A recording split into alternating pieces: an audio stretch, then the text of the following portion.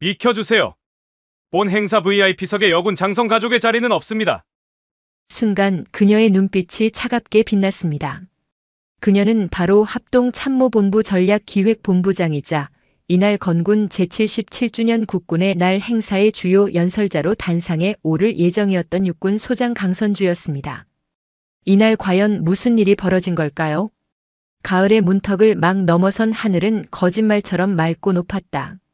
화선지에 푸른 물감을 풀어놓은 듯한 창공 아래 대한민국 국군의 심장부인 계룡대는 그 어느 때보다 장엄한 위용을 뽐내고 있었다.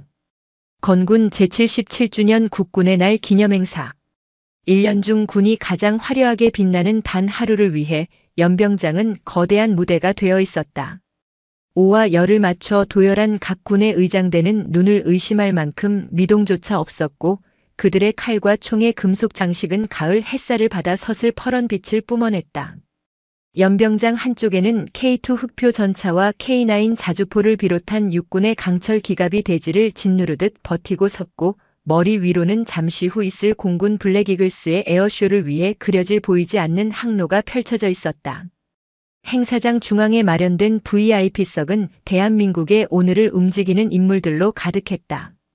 대통령과 국회의장, 대법원장과 같은 산부 요인을 필두로 각 부처의 장관들과 국회 국방위원회 소속 의원들, 그리고 역대 국방부 장관과 합참의장들이 자리를 빛냈다. 그들 사이로 빛나는 별들이 자리하고 있었다. 바로 대한민국 국군을 이끄는 현역 장성들이었다. 그 중에서도 유독 눈에 띄는 인물이 있었다. 합동참모본부 전략기획본부장, 육군 소장 강선주. 그녀는 올해 52세로 육군사관학교 출신 최초의 여성 전투병과 장군이자 현재 합참의 핵심 보직을 맡고 있는 입지전적인 인물이었다. 야전에서는 남성 군인들도 혀를 내두를 정도의 강인한 지휘관이었고 정책부서에서는 그 누구보다 날카롭고 논리적인 전략가였다. 그녀의 어깨에 달린 두 개의 은빛별은 지난 30년간 그녀가 조국을 위해 바친 피와 땀 그리고 수많은 편견과 싸워 이겨낸 상처의 훈장이었다. 오늘 그녀는 군인이 아닌 한 가족의 아내이자 어머니로서 이 자리에 가족들을 초대했다. 남편인 대학 교수 박진우와 올해 대학생이 된 딸 박하늘. 그녀가 치열한 군 생활을 버텨낼 수 있었던 가장 든든한 버팀목이었다. 이야, 정말 대단하다. 당신이 저기 저 수많은 군인들을 지휘하는 사람 중 한 명이라는 게 아직도 실감이 안 나. 남편 박진우가 감탄 어린 목소리로 속삭였다. 그의 눈에는 아내에 대한 자랑스러움과 존경이 가득 담겨 있었다. 엄마 진짜 멋있어. 공군 아저씨들 비행기는 언제 나와? 딸 하늘은 마치 소풍이라도 온 아이처럼 들떠 있었다. 강선주는 그런 가족들의 모습을 보며 희미하게 미소 지었다. 늘 군복과 전투화에 익숙했던 그녀에게 오늘만큼은 화사한 정장을 차려입은 가족들의 모습이 낯설면서도 가슴 벅찼다. 자, 이쪽입니다. 합참 전략기획본부장님 가족분들이시죠? 행사 안내를 맡은 장교가 그들을 VIP석 입구로 안내했다. 강선주는 잠시 후 연단에 오를 예정이었기에 가족들을 먼저 자리에 들여보내야 했다. 그녀의 가족에게 배정된 좌석은 VIP석 중에서도 가장 앞쪽 장성 가족들을 위해 마련된 구역이었다. 박진우와 박하늘이 안내 장교를 따라 입구로 들어서려는 순간이었다. 잠시만 실례하겠습니다. 낮고 단호한 목소리가 그들의 앞을 가로막았다. 목소리의 주인은 행사장의 질서 유지를 책임지고 있는 육군 본부 소속 김민석 중령이었다. 갓 달인 듯 주름 하나 없는 전투복, 한치의 오차도 없이 날이 선 전투모, 그리고 그의 표정은 마치 잘 벼린 칼날처럼 냉정하고 단단했다. 무슨 일이십니까, 김중령? 안내 장교가 당황하며 물었다. 김민석 중령은 안내 장교에게는 눈길도 주지 않은 채 박진우와 박하늘을 위아래로 훑어보았다. 그의 시선은 탐색이라기보다는 확인에 가까웠다. 그는 손에 들고 있던 좌석 배치도를 다시 한번 확인하고는 딱딱한 어조로 말했다. 두 분은 이쪽으로 입장하실 수 없습니다.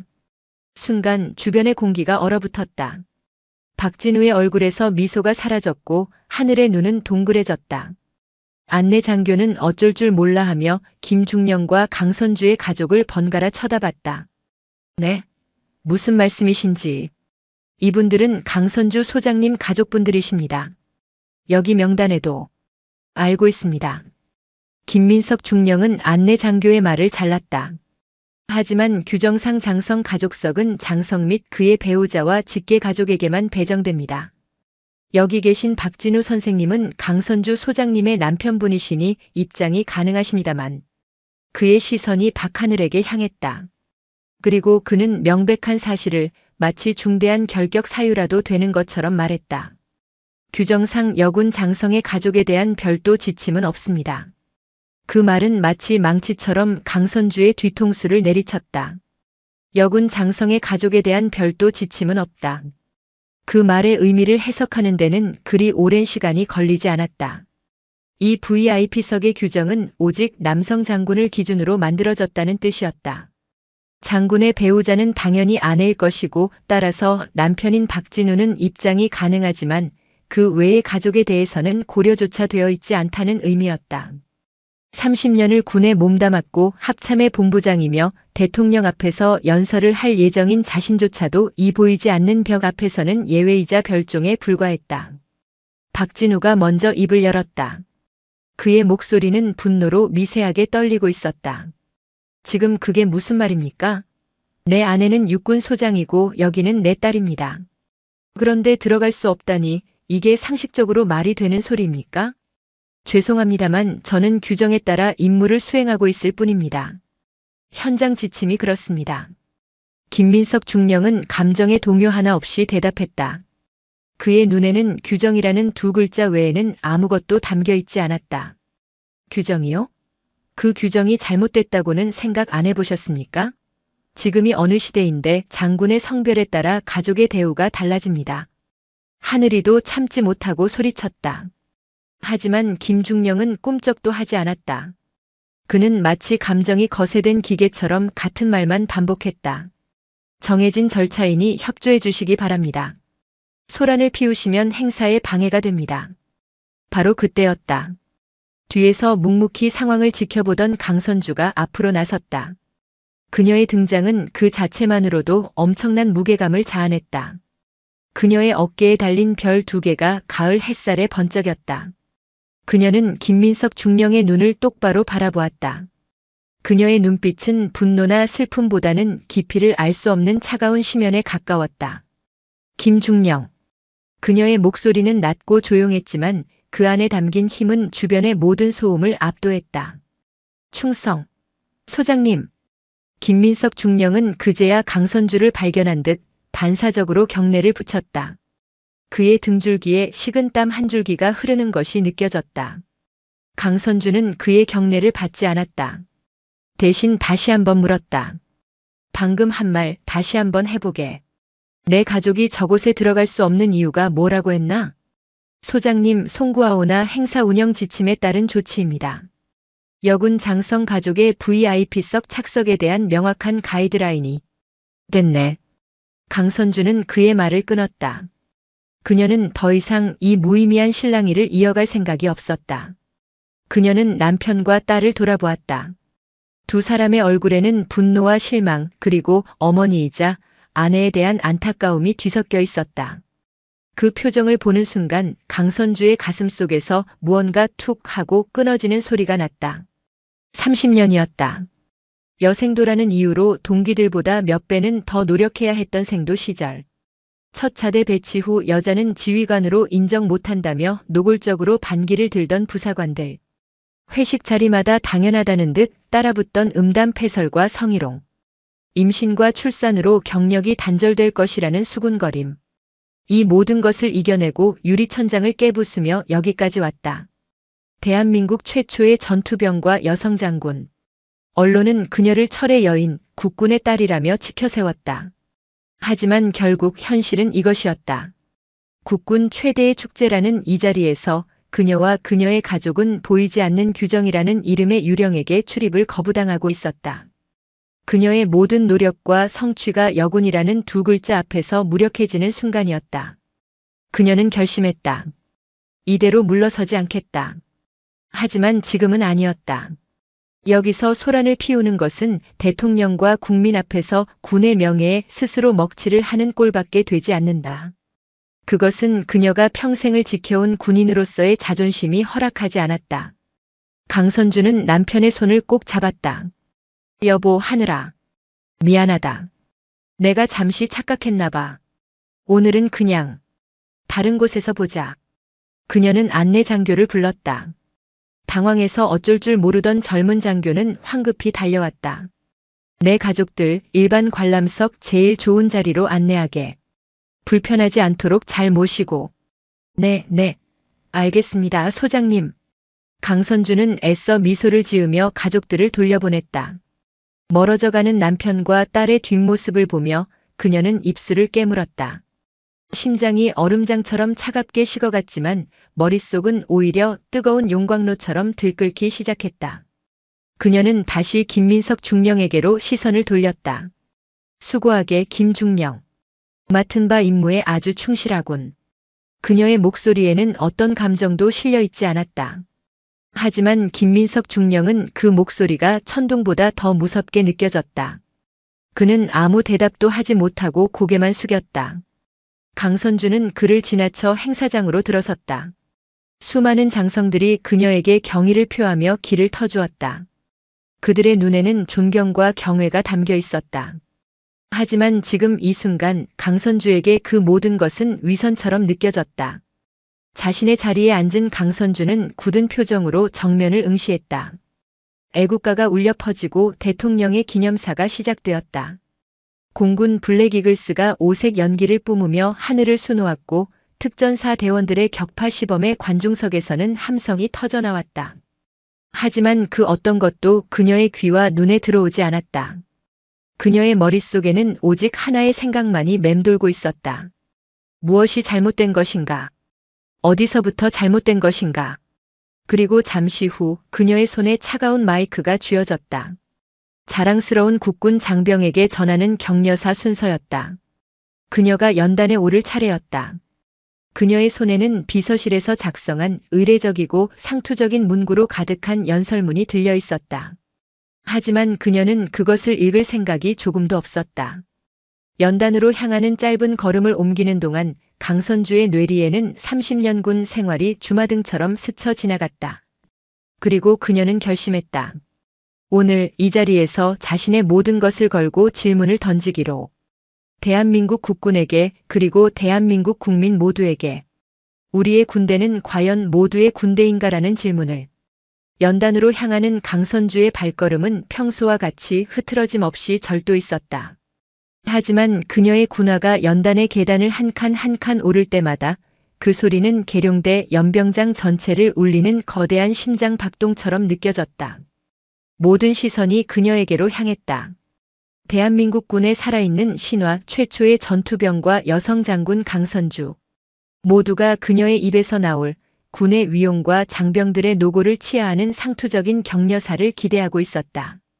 대통령을 비롯한 내빈들을 향해 예를 갖춘 그녀는 연단 중앙으로 나아가 마이크 앞에 섰다. 연병장을 가득 메운 수많은 장병들 그리고 TV를 통해 이 순간을 지켜보고 있을 5천만 국민. 그들의 시선이 마치 거대한 압력처럼 그녀의 어깨를 짓눌렀다. 손에 들린 연설문은 땀으로 축축했다. 하지만 그녀는 그 종이를 내려다보지 않았다. 대신 저 멀리 일반 관람석 한편에 앉아있을 가족의 모습을 떠올렸다. 그리고 오늘 아침 거울 앞에서 군복을 입으며 스스로에게 했던 다짐을 생각했다. 조국과 국민에게 부끄럽지 않은 군인이 되자. 깊은 숨을 한 번 내쉰 강선주가 입을 열었다. 그녀의 목소리는 떨림 없이 단단하고 명료하게 마이크를 통해 연병장 전체로 퍼져나갔다. 존경하는 대통령님과 내외 귀빈 여러분, 그리고 이 자리를 빛내주고 계신 자랑스러운 국군 장병과 국민 여러분. 합동참모본부 전략기획본부장, 육군 소장 강선주입니다. 정석적인 시작이었다. 모두가 고개를 끄덕이며 다음 말을 기다렸다. 비서실에서 작성해준 연설문의 다음 구절은 이러했다. 오늘 건군 제77주년을 맞이하여 우리 군은 그 어느 때보다 강한 힘으로 대한민국의 자유와 평화를 수호하고 있습니다. 하지만 강선주의 입에서는 전혀 다른 말이 흘러나왔다. 저는 오늘 이 자리에서 여러분께 한 가지 질문을 드리고자 합니다. 순간 장내에 미묘한 정적이 흘렀다. 예상치 못한 전개였다. VIP석에 앉아있던 국방부 장관과 합참의장의 얼굴에 당혹감이 스쳐 지나갔다. 대한민국 헌법 제5조 2항은 국군은 국가의 안전보장과 국토방위의 신성한 의무를 수행함을 사명으로 하며 그 정치적 중립성은 준수된다고 명시하고 있습니다. 또한 병역법은 대한민국 국민인 모든 남성에게 병역의 의무를 부과하고 있으며 수많은 여성들 또한 조국을 위해 기꺼이 군인의 길을 선택하고 있습니다. 그렇습니다. 우리 국군은 국민의 군대입니다. 그녀는 잠시 말을 멈추고 연병장을 천천히 둘러보았다. 하지만 저는 오늘 감히 묻고 싶습니다. 우리의 군대는 과연 모든 국민의 군대입니까? 질문은 칼날이 되어 나라와 행사장의 심장에 박혔다. 모든이라는 단어에 실린 무게는 그 자리에 있는 모두를 긴장시켰다. 방송 카메라 감독들은 약속이나 한 듯 강선주의 얼굴을 타이트하게 클로즈업했다. 저는 오늘 이 영광스러운 자리에 저의 가족을 초대했습니다. 지난 30년간 제가 군인으로서의 사명을 다할 수 있도록 묵묵히 저를 지지해준 사랑하는 남편과 딸입니다. 저는 제 가족에게 제가 평생을 바친 국군이 얼마나 자랑스럽고 늠름한지를 보여주고 싶었습니다. 그녀의 목소리가 미세하게 떨리기 시작했다. 그것은 나약함의 떨림이 아니라 억눌러왔던 거대한 분노가 표면으로 터져나오기 직전의 전율이었다. 하지만 저의 가족은 잠시 전 이 행사장 입구에서 출입을 제지당했습니다. 쿵. VIP석에 앉아있던 누군가의 심장이 내려앉는 소리가 들리는 듯 했다. 국방부 장관의 얼굴은 하얗게 질렸고 합참의장은 마른 침을 삼켰다. 현장 통제를 맡고 있던 육군본부 작전참모부장 역시 사색이 되어 자리에서 일어날 듯 말 듯 엉덩이를 들썩였다. 이유는 간단했습니다. 제가 여군이기 때문이었습니다. 이 행사의 VIP 가족석 규정에는 여군 장성의 가족에 대한 조항이 마련되어 있지 않았기 때문입니다. 즉 장군이란 당연히 남자여야 하고 그의 배우자는 당연히 여자여야 한다는 전제가 이 규정의 바탕에 깔려 있었던 것입니다. 폭탄 선언이었다. 장내의 모든 소음이 증발했다. 바람 소리마저 들리지 않았다. 오직 강선주의 목소리만이 연병장을 지배했다. 저는 지난 30년간 단 한 번도 제가 여군이라는 사실을 잊어본 적이 없습니다. 남자 동기들보다 체력이 뒤처지지 않기 위해 매일 새벽 5시에 일어나 10km를 달렸고 여자는 지휘관으로 인정 못한다는 부하들 앞에서 진심을 보이기 위해 그들의 경조사를 일일이 챙기며 밤새 술잔을 기울였습니다. 회식 자리에 성희롱은 못 들은 척 넘겨야 했고 임신했을 때는 전투복이 맞지 않아 사비로 군복을 수선해 입으며 만삭의 몸으로 훈련을 지휘했습니다. 저는 그 모든 순간을 조국을 위한 당연한 희생이라 여겼습니다. 여자가 아닌 군인 강선주로 인정받기 위한 통과 의례라고 생각했습니다. 그녀의 눈시울이 붉어졌다. 하지만 눈물은 흐르지 않았다. 그렇게 저는 별을 달았습니다. 제 어깨의 이 별이 이제는 저와 같은 길을 걷는 후배 여군들에게는 더 이상 차별이 존재하지 않는다는 증거가 되기를 바랐습니다. 하지만 저는 오늘 깨달았습니다. 저의 생각은 오만한 착각이었습니다. 그녀는 손에 들고 있던 연설문을 천천히 보란듯이 반으로 찢었다. 그 모습은 생방송을 통해 전국으로 송출되고 있었다. 이 종이에 적힌 상투적인 격려사로는 제가 오늘 느낀 절망과 분노를 도저히 표현할 수 없습니다. 제 가족이 받은 모욕은 단순히 한 개인의 실수가 아닙니다. 이는 우리 군이 아직도 성별이라는 낡은 프레임에 갇혀 있다는 명백한 증거이며 저와 같은 수많은 여군들의 헌신을 여전히 2등 시민의 그것으로 취급하고 있다는 선언과 다름없습니다. 여군 장성은 진짜 장성이 아니다라는 무언의 낙인입니다. 그녀의 외침은 천둥처럼 연병장에 울려 퍼졌다. 도열해 있던 젊은 여군 장교와 부사관들의 눈빛이 흔들렸다. 그들은 지금껏 감히 입 밖으로 꺼내지 못했던 그들 자신의 이야기를 대한민국에서 가장 높은 여성 군인의 입을 통해 듣고 있었다. 저는 국군에 묻습니다. 언제까지 성별을 기준으로 우리의 동료를 차별할 것입니까? 저는 국민 여러분께 호소합니다. 여러분의 아들이자 딸인 우리 군인들이 성별 때문에 부당한 대우를 받는 이런 현실을 언제까지 외면하시겠습니까? 진정한 국민의 군대란 그 구성원 모두가 성별, 출신, 배경에 관계없이 오직 능력과 헌신으로만 평가받는 군대여야 합니다. 오늘 이 자리에서 벌어진 이 부끄러운 사건이 우리 군이 진정한 선진 강군으로 거듭나기 위한 성찰의 계기가 되기를 바랍니다. 마지막 말을 마친 강선주는 찢어진 연설문을 연단 위에 내려놓고 경례도 없이 돌아서서 내려왔다. 행사장은 그야말로 아수라장이 되었다. 기자들은 미친 듯이 카메라 셔터를 눌러댔고 VIP석의 장성들과 정치인들은 서로 눈치를 보며 수군거리기 시작했다. 예정된 모든 식수는 사실상 중단되었다. 사회자는 당황한 목소리로 다음 순서를 알리려 했지만 이미 모든 관심은 연단에서 내려온 강선주에게 쏠려 있었다. 그녀가 자신의 자리로 돌아오자 합참의장이 철통 같은 얼굴로 그녀에게 다가왔다. 강 소장, 지금 무슨 짓을 한 건가? 여기가 어디라고 이런 소란을 피워? 소란이 아닙니다, 의장님. 사실을 말씀드렸을 뿐입니다. 강선주는 조금도 위축되지 않고 대답했다. 사실? 군의 명예를 실추시킨 것이 사실이란 말인가? 이건 명백한 항명이야. 당장 내 방으로 따라오게. 그 순간 국방부 장관의 수행비서가 다급하게 다가와 장관의 말을 전했다. 의장님, 장관님께서 강선주 소장님을 즉시 장관실로 모시라고 하십니다.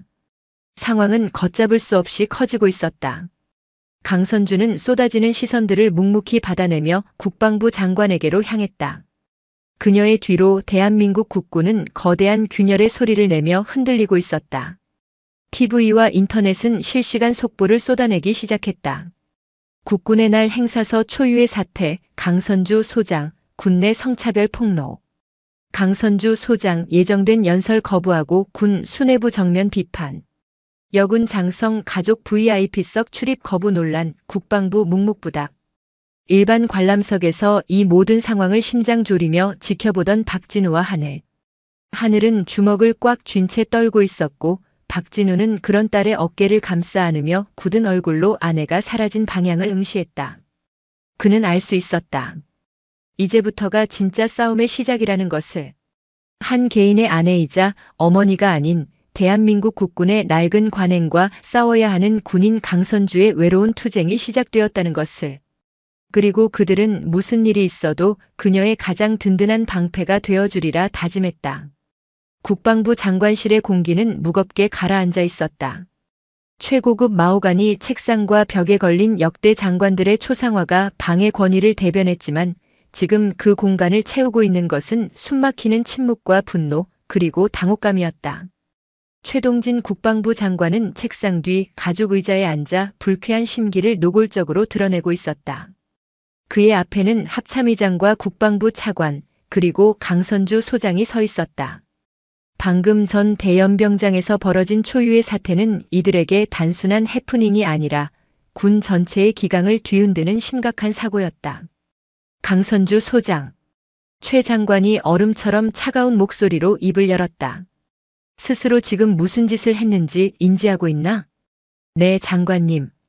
저는 군인으로서 그리고 이 나라의 국민으로서 마땅히 해야 할 말을 했습니다. 강선주는 조금도 물러서지 않고 장관의 눈을 똑바로 바라보며 대답했다. 그녀의 당당한 태도에 장관의 미간이 더욱 좁혀졌다.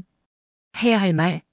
대통령과 전 국민이 지켜보는 앞에서 군의 치부를 드러내고 명예를 실추시키는 것이 군인으로서 해야 할 말인가? 강 소장은 지금 개인적인 불만을 군 전체의 문제인 양침소봉대한 거야. 이건 명백한 군 기강 문란 행위이자 상부에 대한 항명이야. 장관의 목소리가 높아졌다. 옆에 서 있던 합참의장이 거들었다. 장관님 말씀이 맞습니다. 현장에서 벌어진 사소한 운영 미숙을 가지고 어떻게 이런 돌발 행동을 할 수 있습니까? 강 소장의 행동은 결코 용납될 수 없습니다. 군법에 따라 엄중히 책임을 물어야 합니다. 사소한 운영 미숙. 그 단어가 강선주의 가슴에 비수처럼 박혔다. 30년간 겪어온 차별과 서름이 그리고 오늘 그녀의 가족이 받은 모욕이 고작 사소한 운영 미숙으로 치부되는 순간이었다. 사소한 운영 미숙이 아닙니다. 강선주의 목소리에 날이 섰다. 이것은 우리 군에 만연한, 그러나 누구도 감히 입 밖으로 꺼내지 못했던 구조적인 차별의 증거입니다. 만약 제가 오늘 이 자리에서 침묵했다면 앞으로도 제2, 제3의 강선주는 계속해서 똑같은 좌절을 겪게 될 것입니다. 저는 제 후배들에게만큼은 그런 부끄러운 군대를 물려주고 싶지 않았습니다. 후배? 강 소장이 언제부터 군의 미래를 걱정하는 대단한 순교자라도 됐나? 국방부 차관이 비아냥거리듯 말했다. 지금 강 소장의 행동 때문에 국방위가 뒤집혔고 언론은 벌써부터 군을 물어뜯지 못해 안달이야. 이 사태를 어떻게 수습할 건가? 그들의 반응은 강선주가 예상했던 그대로였다. 그들에게 중요한 것은 진실이 아니었다. 오직 군 조직의 안위와 자신들의 입지뿐이었다. 그들은 문제를 해결하는 대신 문제를 제기한 사람을 제거함으로써 사태를 덮으려 할 것이 분명했다. 아니나 다를까 최동진 장관이 결심한 듯 말했다. 강선주 소장, 합참 전략기획본부장 보직을 즉시 해임한다. 또한 오늘부로 모든 직무에서 배제하고 무기한 자택 대기를 명한다. 추후 감찰부의 조사가 있을 것이고 그 결과에 따라 징계위원회가 소집될 것이다. 이의 있나? 직무 정지. 군인에게 내려질 수 있는 가장 치욕적인 처분 중 하나였다. 사실상의 불명예 전역을 암시하는 조치이기도 했다. 강선주는 올 것이 왔다고 생각했다. 이의 없습니다. 다만 한 가지만은 분명히 하겠습니다. 저는 오늘 저의 행동에 대해 단 한치의 후회도 없습니다. 감찰 조사에 성실히 임하겠습니다. 그녀는 마지막 말을 남기고 경례도 없이 돌아서서 장관실을 나왔다. 문이 닫히자마자 안에서는 고성이 터져 나왔다. 이 문제 절대 그냥 넘어가선 안 됩니다. 저렇게 오만한 군인은 처음 봅니다. 우선 언론부터 막아야 합니다. 국방부 대변인 통해서 강 소장의 개인적 일탈로 인한 해프닝이라고 발표하고 빠른 시일 내에 군 기강 확립 대책을 내놓아야 합니다. 행사 현장에 있던 김민석 중령은 어떻게 할까요? 그 친구 입을 막아야 합니다. 그건 내가 처리하지. 일단 보고서는 현장 안내 착오로 인한 단순 마찰로 정리하고 김중령은 조용한 부대로 전출 보내서 입을 막도록 하겠네. 거대한 조직은 그렇게 진실을 은폐하기 위해 일사불란하게 움직이기 시작했다. 강선주라는 개인은 그들의 거대한 힘 앞에서 무력한 존재처럼 보였다. 그 시각 강선주의 집. TV에서는 온종일 강선주의 이야기로 떠들썩했다. 보수 농객들은 그녀를 군 조직의 위계를 무너뜨린 선동가로 몰아세웠고 진보 진영에서는 군내 성평등의 신호탄을 쏘아 올린 영웅으로 치켜세웠다. 인터넷 커뮤니티는 익명의 군인들이 쏟아내는 갑론을박으로 전쟁터가 되었다. 강선주는 군복을 벗고 평상복으로 갈아입은 채 묵묵히 소파에 앉아 있었다. 남편 박진우는 그녀의 옆에 앉아 조용히 그녀의 손을 잡아주었고 딸 하늘은 뜨거운 차를 타와 그녀에게 건넸다. 엄마, 괜찮아? 하늘이 조심스럽게 물었다. 강선주는 희미하게 웃으며 딸의 머리를 쓰다듬었다. 그럼, 엄마는 괜찮아. 괜찮긴 뭐가 괜찮아. 얼굴이 반쪽이 됐는데. 박진우가 안타까운 목소리로 말했다. 오늘 당신 연설 정말 대단했어. 당신이 내 아내라는 게 이렇게 자랑스러울 수가 없어. 하지만 앞으로가 걱정이야. 저 사람들이 당신을 가만두지 않을 거야. 알고 있어요. 강선주가 남편의 손을 마주 잡았다. 어쩌면 군복을 벗어야 할지도 모르죠. 하지만 괜찮아요. 나는 내 모든 것을 걸고 싸울 준비가 되어 있으니까. 당신과 하늘이만 내 곁에 있어 준다면 나는 아무것도 두렵지 않아. 그녀의 말에 박진우와 하늘의 눈시울이 붉어졌다. 그들은 말없이 서로를 부둥켜 안았다. 거대한 폭풍이 그들의 가정을 덮쳐오고 있었지만 그들의 사랑과 믿음은 그 폭풍을 이겨낼 단단한 방파제가 되어주고 있었다. 며칠 후 국방부의 공식 발표가 나왔다. 예상대로였다. 국군의 날 행사소라는 강선주 소장의 개인적이고 돌발적인 행동으로 빚어진 해프닝이었으며 군 내부의 조직적인 성차별은 존재하지 않는다고 밝혔다. 또한 강 소장의 건강상의 문제와 과도한 스트레스가 판단 착오를 일으킨 것으로 보인다며 그녀를 정신적으로 문제가 있는 사람인 것처럼 몰아갔다. 현장에 있던 김민석 중령은 규정숙지 미숙으로 경징계를 받고 강원도 최전방의 한 부대로 발령이 났다. 모든 것이 계획대로 짜인 각본처럼 움직이고 있었다. 언론과 여론은 조금씩 국방부의 발표 쪽으로 기울기 시작했다. 강선주는 외부와의 모든 접촉이 차단된 채 집에서 고립되어 갔다. 그녀는 혼자가 되었다. 거대한 국방부라는 골리앗 앞에 선 다윗처럼 보였다. 하지만 그들은 한 가지 사실을 간과하고 있었다. 강선주는 혼자가 아니었다.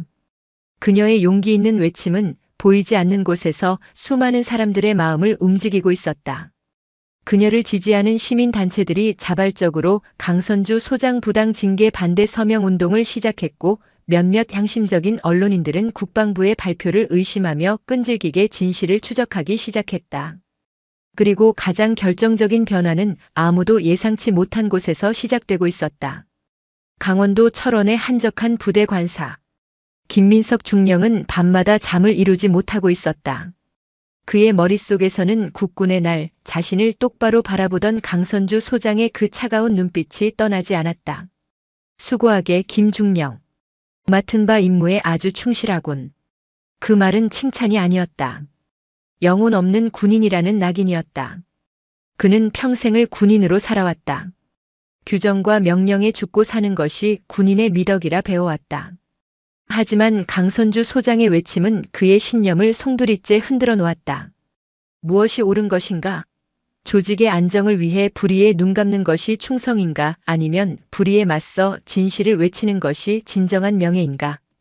그의 아내가 조용히 그의 옆에 앉았다.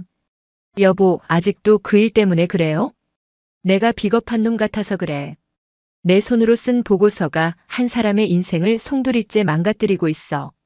평생을 존경해왔던 분인데. 그럼 지금이라도 바로잡으면 되잖아요. 아내의 말에 김민석은 고개를 저었다. 어떻게? 나는 이미 그들의 공범이야. 이제 와서 진실을 밝힌다고 해도 아무도 내 말을 믿어주지 않을 거야. 나만 군복을 벗게 되겠지. 군복 벗는 게 그렇게 중요해요? 당신의 양심보다 당신 아들, 딸에게 부끄럽지 않은 아버지가 되는 것보다 더 중요하냐고요. 당신이 평생 입에 달고 살던 말이 있잖아요. 군인은 명예를 먹고 산다고. 지금 당신의 명예는 어디에 있나요? 아내의 질책은 그의 심장을 꿰뚫었다. 그는 괴로웠다. 이대로 침묵하면 남은 군 생활은 보장될 것이다. 하지만 평생을 양심의 가책 속에서 살아야 할 것이다. 진실을 밝히면 모든 것을 잃게 될 것이다. 하지만 적어도 자기 자신에게 그리고 가족에게 떳떳할 수는 있을 것이다. 며칠 밤낮을 고뇌하던 김민석은 마침내 결심을 굳혔다. 그는 떨리는 손으로 전화기를 들었다. 그리고 낯선 번호를 눌렀다. 네, 국회 국방위원회입니다. 저 육군본부 김민석 중령입니다. 다름이 아니라 국군의 날 사건과 관련해서 드릴 말씀이 있습니다. 전화기 너머로 새로운 폭풍이 몰려오고 있었다. 이번 폭풍의 진원지는 국방부가 아닌 국회였다. 강선주가 쏘아 올린 작은 공은 이제 누구도 막을 수 없는 거대한 눈덩이가 되어 굴러가기 시작했다. 김민석 중령의 전화 한 통은 고요한 호수에 던져진 거대한 바위와 같았다. 그가 접촉한 국회 국방위원회 소속의 야당 간사 박정훈 의원은 군 장성 출신의 삼선 의원으로 군 내부의 부조리에 대해 그 누구보다 날카로운 문제의식을 가지고 있던 인물이었다. 그는 김중령의 제보가 단순한 내부 고발을 넘어 군 전체를 개혁할 수 있는 기폭제가 될 것임을 직감했다. 박 의원의 움직임은 신속하고 단호했다. 그는 즉시 국방부에 대한 국정감사 특별위원회 소집을 요구했고 여야는 강선주 소장 사태에 대한 국민적 관심이 최고조에 달한 상황에서 이를 거부할 명분이 없었다. 마침내 국방부 장관 합참의장 그리고 사태의 핵심 증인인 강선주 소장과 김민석 중령의 출석이 의결되었다. 국정감사 소식은 대한민국을 다시 한번 들끓게 했다.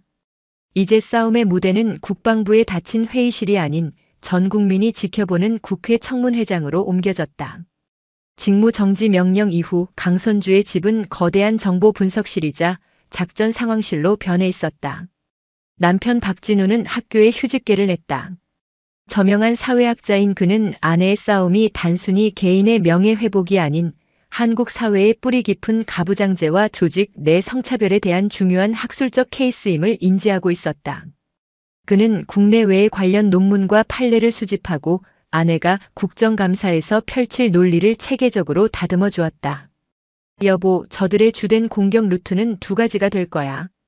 첫째는 당신의 행동이 군의 위계 질서를 무너뜨린 항명이라는 프레임.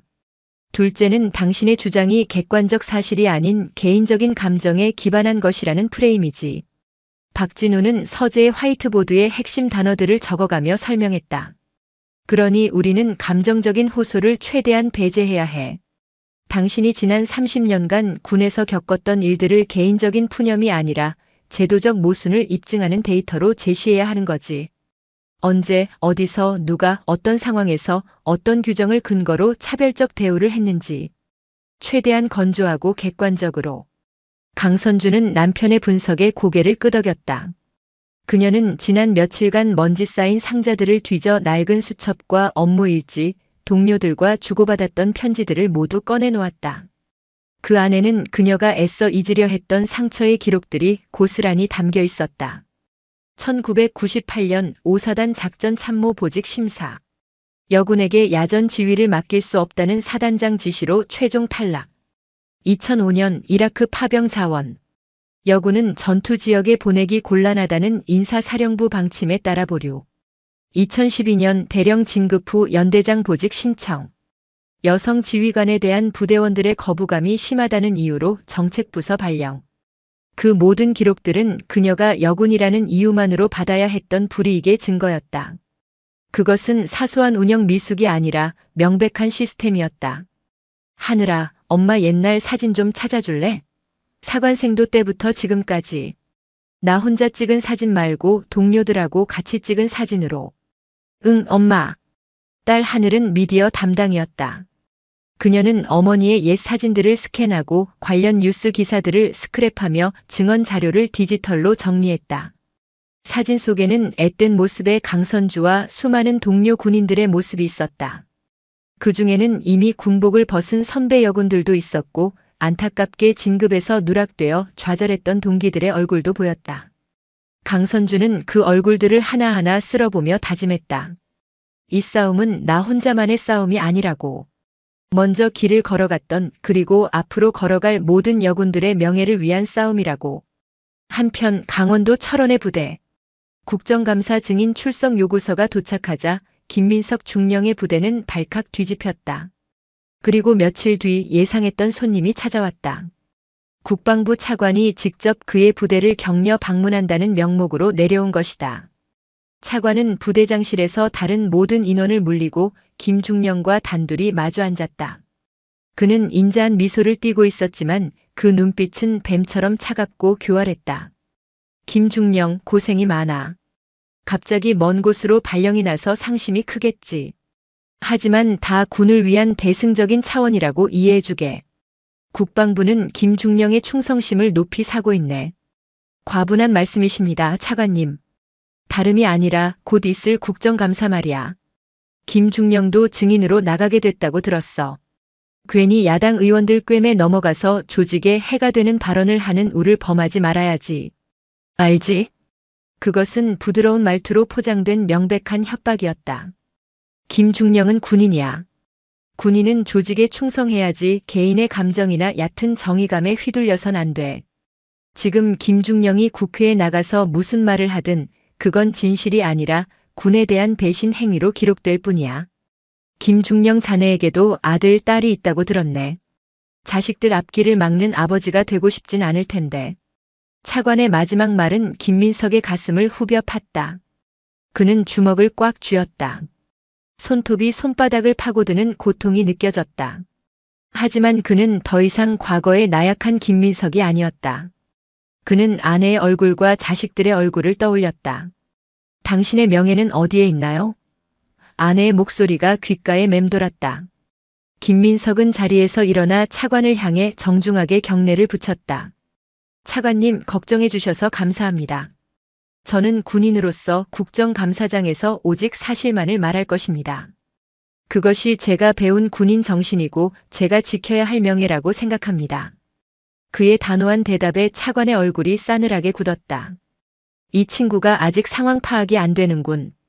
좋아, 어디 마음대로 해보게. 자네가 오늘 내 제안을 거절한 걸 평생 후회하게 만들어줄 테니. 차관은 자리를 박차고 나갔다. 김민석은 그의 뒷모습을 보며 책상 위 녹음기의 정지 버튼을 조용히 눌렀다. 그는 이미 모든 것을 준비하고 있었다. 가을비가 추적추적 내리는 아침 국회의사당 앞은 수백 명의 취재진과 시민단체 회원들로 인산인해를 이뤘다. 강선주 소장을 지지합니다. 국방부는 성차별 인정하고 사과하라. 는 피켓이 빗속에서 물결쳤다. 먼저 모습을 드러낸 것은 최동진 국방부 장관과 군 수뇌부였다. 그들은 굳은 표정으로 기자들의 질문에 아무런 대답도 하지 않은 채 황급히 건물 안으로 들어갔다. 잠시 후 검은색 세단 한 대가 멈춰섰고 꼿꼿한 자세로 차에서 내리는 강선주의 모습이 보였다. 직무 정지 상태였지만 그녀는 한치의 흐트러짐도 없이 각이 잡힌 전투복을 입고 있었다. 어깨의 별은 여전히 빛나고 있었다. 그녀는 쏟아지는 플래시 세례 앞에서도 당당했다. 한 기자가 달려와 마이크를 들이댔다. 소장님, 오늘 어떤 말씀을 하실 겁니까? 심경이 어떠십니까? 강선주는 잠시 걸음을 멈추고 카메라를 정면으로 응시했다. 저는 오늘 진실을 말하기 위해 이 자리에 섰습니다. 그리고 그 진실의 무게를 대한민국 국군이 감당할 수 있을 것이라 믿습니다. 짧지만 강한 한마디를 남긴 그녀는 남편 박진우의 부축을 받으며 청문회장으로 향했다. 마지막으로 모습을 드러낸 사람은 김민석 중령이었다. 그는 홀로 택시를 타고 와 쏟아지는 비를 맞으며 국회 정문으로 들어섰다. 그의 손에는 작은 서류 가방 하나가 들려 있었다. 그의 표정에는 긴장감과 두려움, 그리고 모든 것을 걸겠다는 비장함이 교차하고 있었다. 청문회장 복도에서 강선주와 김민석의 눈이 마주쳤다. 강선주는 그에게 아무 말도 하지 않았다. 그저 묵묵히 고개를 한번 끄덕여 주었다. 그것은 용서도 격려도 아니었다. 당신이 선택한 길을 끝까지 가라는 한 선배 군인의 무언의 명령이었다. 김민석은 굳은 얼굴로 경례를 올렸다.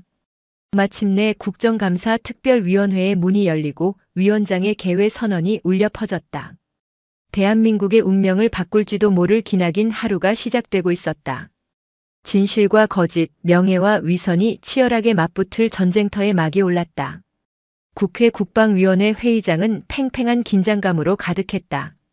중앙 증인석에는 최동진 국방부 장관과 합참의장이 나란히 앉아 있었고 맞은편 참고인석에는 강선주 소장과 김민석 중령이 자리했다.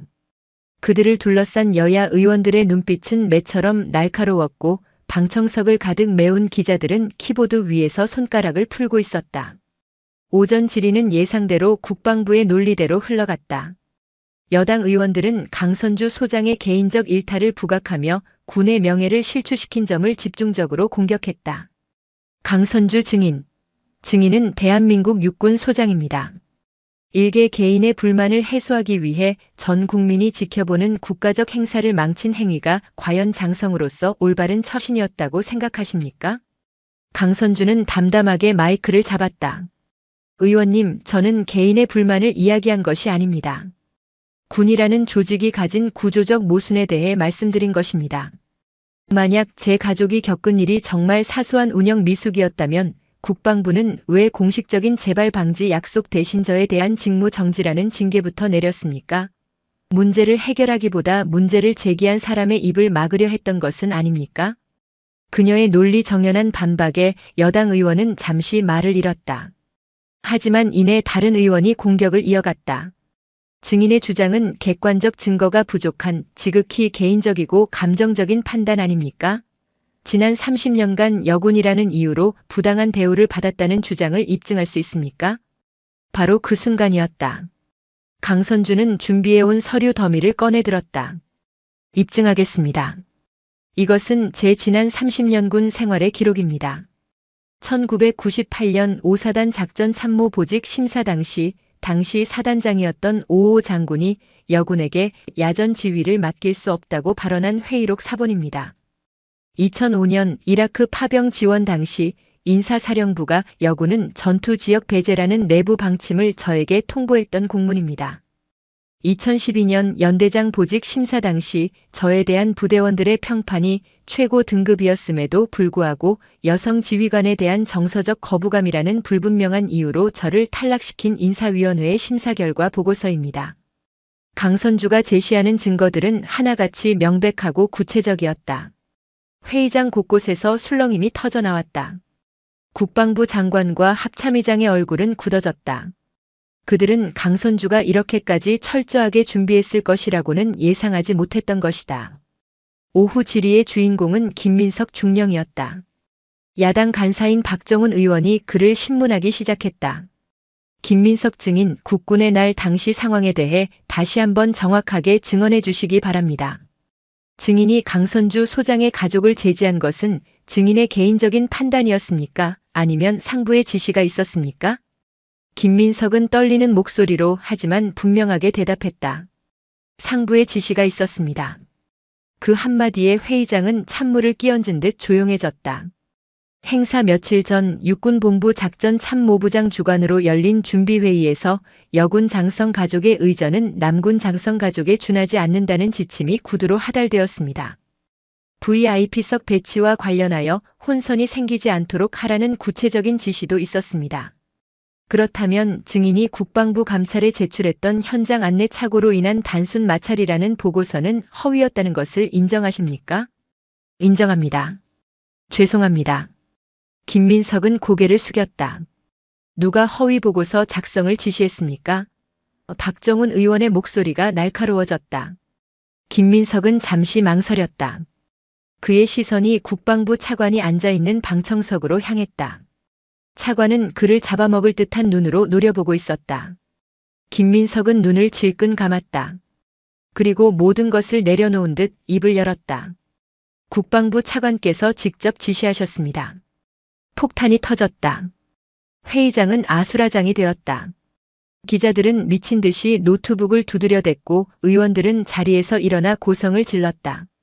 거짓말. 저자가 지금 위증을 하고 있습니다. 국방부 차관 당장 증인석으로 나오시오. 김민석은 멈추지 않았다. 그는 품속에서 작은 녹음기를 꺼내들었다. 또한 차관께서는 며칠 전 제부대로 직접 찾아와 국정감사에서 거짓 증언을 할 것을 종용하고 협박했습니다. 그 증거로 당시 대화 내용을 모두 녹음해 두었습니다. 그가 녹음기의 재생 버튼을 누르자 회의장에는 며칠 전 부대장실에서 오갔던 차관의 목소리가 생생하게 울려 퍼졌다. 김중령은 군인이야. 군인은 조직에 충성해야지. 자식들 앞길을 막는 아버지가 되고 싶진 않을 텐데. 더 이상 변명의 여지가 없었다. 국방부가 이 사건을 조직적으로 은폐하고 조작하려 했다는 명백한 증거가 전 국민 앞에 드러나는 순간이었다. 최동진 국방부 장관은 고개를 숙인 채 아무 말도 하지 못했고 차관은 얼굴이 하얗게 질린 채 자리에 주저앉았다. 국정감사는 사실상 그것으로 끝이었다. 진실의 무게는 너무나도 무거웠고 거짓의 성벽은 힘없이 무너져 내렸다. 그날 저녁 대통령은 최동진 국방부 장관과 차관의 사표를 즉각 수리하고 강선주 소장 사태에 대해 대국민 사과 성명을 발표했다. 또한 군내 성차별 실태에 대한 전면적인 조사를 지시하고 재발 방지를 위한 범정부 차원의 대책위원회 구성을 약속했다. 강선주에 대한 직무 정지 명령은 즉각 철회되었다. 그녀는 다음 날 아침 다시 합참으로 출근했다. 그녀가 건물로 들어서자 수많은 동료 군인들이 복도에 도열하여 그녀에게 거수 경례를 붙였다. 그것은 상급자에 대한 의례적인 경례가 아니었다. 불의에 맞서 싸운 진정한 군인에 대한 존경과 감사의 표시였다. 특히 젊은 여군 장교들은 눈물을 흘리며 그녀의 이름을 연호했다. 그녀의 용기 있는 외침은 대한민국 국군을 송두리째 바꿔놓았다. 여군이라는 단어는 더 이상 소수자나 배려의 대상을 의미하지 않게 되었다. 오직 군인이라는 하나의 정체성만이 남았다. 성별에 따른 보직 제한 규정이 철폐되었고 육아와 경력을 병행할 수 있는 실질적인 제도들이 마련되기 시작했다. 하지만 강선주는 그 자리에 머무르지 않았다. 그녀는 군의 변화를 이끌어낸 영웅으로 남을 수도 있었지만 그것을 원치 않았다. 그녀는 명예로운 복직 후 얼마 지나지 않아 모두의 예상을 깨고 전역을 신청했다. 그녀의 전역식은 조촐하지만 의미 깊게 치러졌다. 그녀는 전역사에서 이렇게 말했다. 저는 오늘 32년간 입었던 군복을 벗습니다. 하지만 저의 싸움은 끝나지 않았습니다. 진정한 영웅은 제가 아니라 지금 이 순간에도 각자의 자리에서 묵묵히 편견과 싸우고 있는 여러분 모두입니다. 저는 이제 군 외부에서 여러분이 더 이상 부당한 눈물을 흘리지 않는 세상을 만들기 위해 노력할 것입니다. 군복은 벗지만 군인 정신은 영원히 제 가슴속에 살아있을 것입니다. 충성. 전역 후 그녀는 남편 박진우와 함께 군 인권 및 성평등 연구소를 설립했다. 그녀의 연구소는 군 내에서 벌어지는 각종 인권 침해와 차별 사례를 상담하고 정책 대안을 제시하며 군 조직 문화 개선을 위한 교육 프로그램을 개발하는 등 실질적인 변화를 만들어 나가는 중심이 되었다. 김민석 중령은 어떻게 되었을까? 그는 내부 고발자로서 법의 보호를 받았지만 스스로 군복을 벗었다. 그는 조직을 배신했다는 자책감보다는 더 이상 명예롭지 못한 조직에 남아있을 수 없다는 자존심을 택했다. 그는 작은 시골 마을로 내려가 청소년들을 위한 리더십 캠프를 운영하며 제2의 인생을 살았다. 그의 아들은 훗날 아버지의 뒤를 이어 육군사관학교에 입학했고 아버지에게 가장 존경하는 군인은 아버지와 강선주 장군님이라고 말했다고 한다. 시간이 흘러 계룡대 연병장에서는 또다시 국군의 날 행사가 열렸다. VIP석에는 백발이 성성한 강선주가 남편의 손을 잡고 앉아 있었다. 그녀의 앞에는 늠름하게 성장한 후배 여군 장성들이 가족들과 함께 자리하고 있었다. 하늘 위로 블랙이글스가 힘차게 날아올랐다. 그 모습을 바라보는 강선주의 얼굴에 마침내 따뜻하고 평화로운 미소가 번졌다. 그녀가 쏘아 올린 작은 질문 하나가 세상을 얼마나 크게 변화시켰는지를 온몸으로 느끼는 순간이었다. 그녀의 싸움은 마침내 승리했다. 오늘 사연 모음집의 이야기 어떠셨나요? 구독과 좋아요, 그리고 당신은 어디서 보고 계신지 댓글로 남겨주세요. 여러분의 응원이 사연 모음집에는 큰 힘이 됩니다. 감사합니다. 여자들이 운전할 때 말이야. 바지가 편해, 치마가 편해? 오늘 사연 모음집에서 들려드릴 사연은 단순한 호기심을 가장한 이 한마디가 어떻게 한 여군의 명예에 칼날이 되어 박혔는지, 그리고 그녀가 모든 것을 걸고 시작한 처절한 반격에 대한 이야기입니다. 경기도 안양 수도군단 제백 수송대대 차고지. 디젤 유증기와 희미한 흙먼지가 뒤섞인 공기는 군부대의 아침을 상징했다. 거대한 경납고 같은 차고지 안에는 녹색 위장 도색을 한 군용 트럭들이 열을 맞춰 도열해 있었다. K511 일명 두돈반이라 불리는 육중한 트럭들 사이로 이제 갓 24을 넘긴 윤서와 하사가 분주하게 움직였다. 전투복 소매를 팔꿈치까지 걷어올린 그녀의 손에는 기름때 묻은 장갑과 점검표가 들려 있었다. 타이어 공기압 이상 무. 엔진 오일 누유 흔적 없음. 냉각수 레벨 정상. 혼잣말처럼 중얼거리며 그녀는 능숙하게 차량 하부를 살피고 타이어를 발로 툭툭 차보며 장력을 확인했다.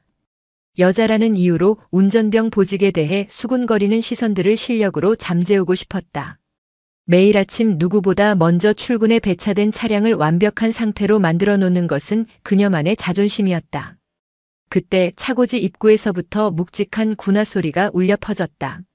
소리의 주인은 보지 않아도 알 수 있었다. 윤서아의 미간이 순간 찌푸려졌다가 이내 억지로 펴졌다. 충성. 박기범 상사님 출근하셨습니까? 서아는 자세를 바로 하고 꼿꼿하게 경례했다. 그녀의 직속 상관이자 이 부대의 배차 담당관인 박기범 상사였다. 마흔을 앞둔 그의 얼굴에는 심술과 권태가 뒤섞여 있었고 유난히 튀어나온 광대뼈는 그의 인상을 더욱 날카롭게 만들었다. 박 상사는 서아의 경례를 건성으로 받아넘기며 그녀가 점검하던 트럭으로 다가왔다. 그는 마치 매를 찾는 사냥개처럼 날카로운 눈으로 트럭을 훑었다. 아침부터 유나는 윤하사, 그렇게 낑낑댄다고 차가 알아주나? 비아냥거림이 담긴 목소리. 서하는 말없이 고개를 숙였다. 오늘 사령부 본청으로 가는 배차 윤하사한테 줬는데. 준비는 다 됐고? 네, 그렇습니다. 점검 거의 마쳤고 운행일지 작성하면 바로 출발 가능합니다. 사령부 가는 길이면 높은 분들 많이 볼 텐데. 꼴이 그게 뭐야?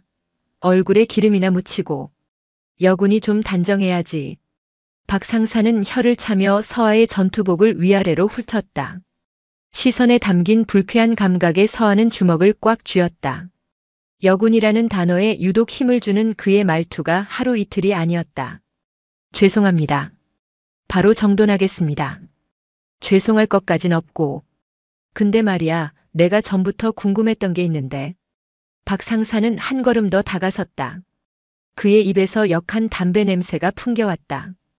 여자들이 운전할 때 말이야. 바지가 편해, 치마가 편해? 네. 서하는 순간 자신의 귀를 의심했다. 아니, 운전하려면 페달 밟고 기어 바꾸고 계속 다리를 움직여야 하잖아. 바지 입으면 그 사타구니 쪽이 좀 불편하지 않나? 차라리 전투복 치마 같은 거 입고 운전하면 아랫도리도 자유롭고 통풍도 잘 되고 편하지 않을까 해서. 그는 능글맞은 미소를 지으며 짓거렸다. 명백한 성희롱이었다. 서하의 얼굴이 싸늘하게 굳었다. 분노가 치밀어 올랐지만 상사와 하사라는 계급장이 목을 짓눌렀다. 이곳은 사회가 아니었다. 업무와 관련 없는 질문이신 것 같습니다. 서하가 간신히 뱉어낸 대답이었다. 그 순간 박 상사의 얼굴에서 웃음기가 싹 사라졌다. 그의 눈빛이 순식간에 차갑고 포악하게 변했다. 뭐라고? 낮고 위협적인 목소리가 차고지를 울렸다. 지금 하사가 상사한테 토다는 거냐? 내가 그냥 궁금해서 물어볼 수도 있는 거 아니야? 부대 분위기 좀 편하게 해보려고 농담 한마디 한 걸 가지고 그렇게 정색을 해? 농담으로 들리지 않았습니다. 이게 진짜. 박 상사는 금방이라도 손을 들어 올릴 것처럼 험악한 기세로 다가왔다. 서하는 본능적으로 몸을 움츠렸다. 그의 폭력적인 성향은 이미 부대 내에서 유명했다. 윤서하사. 여군이라고 오냐오냐 해줬더니 선임이 하는 말이 말 같지 않지? 운전병? 여자가 무슨 운전병이야. 얌전히 행정이나 볼 것이지 운전대 잡고 나대 씨발. 대답 안 해? 군 생활 편하게 하고 싶으면 알아서 잘해. 선임이 말 걸면 웃으면서 대답하고 시키는 건 군소리 없이 하고. 알겠어? 알겠습니다. 굴욕감에 입술이 바싹 말랐다. 서하는 이를 악물고 대답했다. 박 상사는 쯧하고 혀를 차더니 아무 일 없었다는 듯 뒤돌아 배차실로 걸어갔다. 혼자 남은 서하는 한동안 그 자리에 서서 떨리는 숨을 골라야 했다. 손이 부들부들 떨려 들고 있던 점검표를 바닥에 떨어뜨렸다. 이런 식의 언어폭력과 성희롱은 그가 부임한 지난 6개월 동안 계속되어 왔다. 처음에는 무시하려 했다. 군대니까 원래 이런 사람들이 있으니까 버티면 된다고 생각했다. 하지만 시간이 지날수록 괴롭힘의 수위는 점점 높아졌고 서하의 정신은 갉아먹히고 있었다. 운행 준비를 마친 서하가 배차실 문을 열고 들어섰다. 박 상사는 다리를 꼬고 앉아 스마트폰 게임에 열중하고 있었다. 충성. 사령부 본청 운행 출발 보고 드립니다. 운행일지 저기다 놓고 가. 그는 눈길 한 번 주지 않고 퉁명스럽게 말했다. 서하가 운행일지를 결제판에 올려놓는 순간 박 상사가 게임을 멈추고 고개를 들었다. 아, 맞다. 윤하사. 네, 상사님. 오늘 사령부 의전 행사 때문에 본청 앞에 높으신 분들 많이 올 거야. 운전 똑바로 해. 괜히 얼쩡거리다가 사고 내지 말고. 명심하겠습니다. 그리고 복귀할 때 PX 들러서 내 담배 한 보루랑 커피 믹스 큰 거 한 통 사와. 내 돈으로. 그는 지갑에서 꼬깃꼬깃한 지폐 몇 장을 꺼내 책상 위로 던졌다. 명백한 사적 지시였다. 하지만 거절할 수 없었다. 알겠습니다. 서하가 뒤돌아 나가려는 순간 박 상사가 다시 그녀를 불렀다. 잠깐. 그의 시선이 다시 서하의 머리부터 발끝까지 훑었다. 생각할수록 웃기네. 여자가 두 돈반 핸들 잡고 있는 그림. 영 어색하단 말이야. 차라리 조수석에 앉아서 커피나 타주는 게 딱 어울리는데. 안 그래? 대답. 박 상사의 목소리가 날카로워졌다. 서한은 입술을 깨물었다.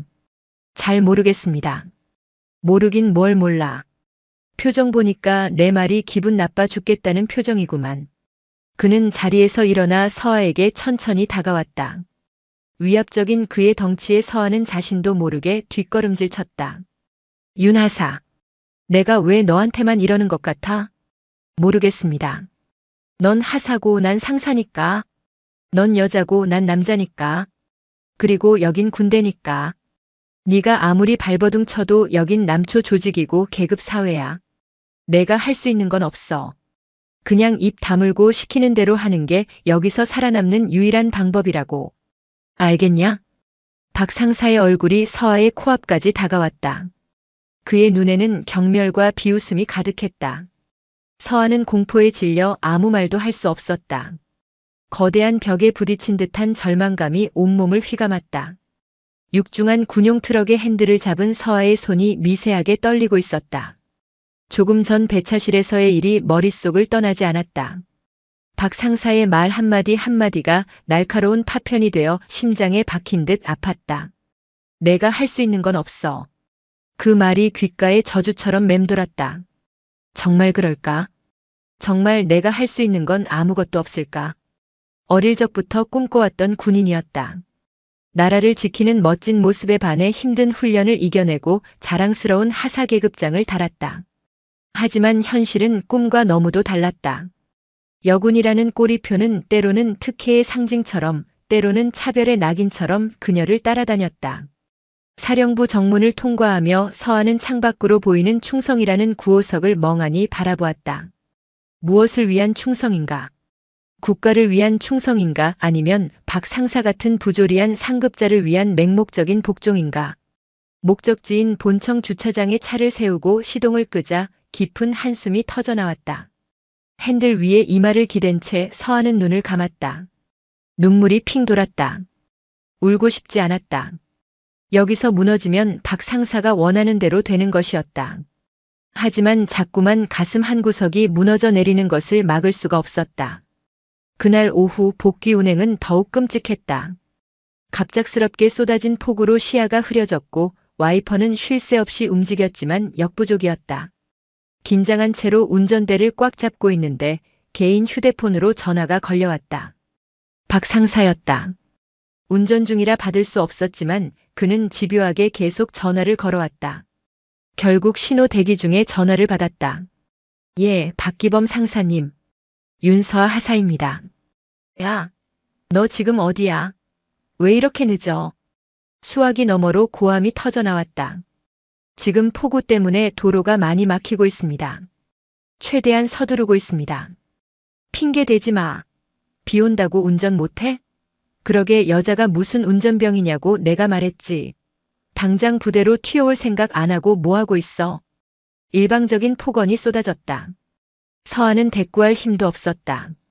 전화를 끊고 나니 손에 힘이 쭉 빠졌다. 앞이 보이지 않는 빗속처럼 그녀의 군 생활도 한치 앞을 내다볼 수 없는 어둠 속에 갇힌 기분이었다. 흠뻑 젖은 채로 부대에 복귀한 서하를 기다리고 있던 것은 박 상사의 싸늘한 분노였다. 그는 사무실에 있던 다른 간부들과 병사들이 보는 앞에서 서하를 세워두고 윽박지르기 시작했다. 복귀 시간이 몇 시인데 이제 기어들어와. 비 좀 온다고 거북이 운전했어? 죄송합니다.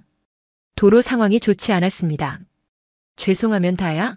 내가 늦게 오는 바람에 야간 근무 교대할 배차가 꼬였잖아. 책임질 거야? 분명 PX 심부름 같은 사적 지시 때문에 늦어진 시간도 포함되어 있었지만 그는 모든 책임을 서하에게 돌렸다. 주변의 동료 간부들은 못 본 척 서류에 코를 박거나 자리를 피했다.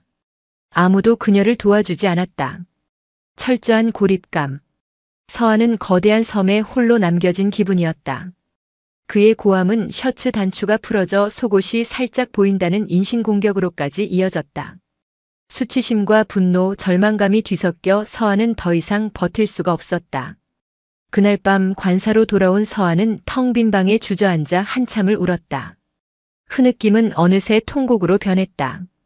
이대로는 안 된다. 더 이상 이렇게 살 수는 없다. 무언가 해야 했다. 하지만 무엇을? 부대 내에 신고를 해봤자 여군이 유난 떤다는 소리나 듣고 결국 묵살될 것이 뻔했다. 오히려 보복만 당할 것이다. 박 상사의 얼굴과 그가 뱉었던 말들이 악몽처럼 떠올랐다. 그때 문득 한 사람의 얼굴이 떠올랐다. 세상에서 유일하게 자신의 편이 되어줄 사람. 서아는 떨리는 손으로 휴대폰을 들었다. 그리고 익숙한 번호를 눌렀다. 신호가 몇 번 가고 곧이어 차분하고 듬직한 목소리가 들려왔다. 서아야. 웬일이야 이 시간에. 오빠. 목소리가 나오지 않았다. 애써 참았던 울음이 다시 터져 나왔다. 서아야? 왜 그래, 무슨 일 있어? 너 우는 거야? 수화기 너머의 목소리가 다급해졌다. 오빠, 나 더는 못하겠어. 무슨 소리야? 천천히 말해봐. 부대에서 무슨 일 있었어? 나 군대가 원래 이런 곳이었어? 매일매일이 지옥 같아나 어떡해, 오빠. 서아는 무너져 내렸다.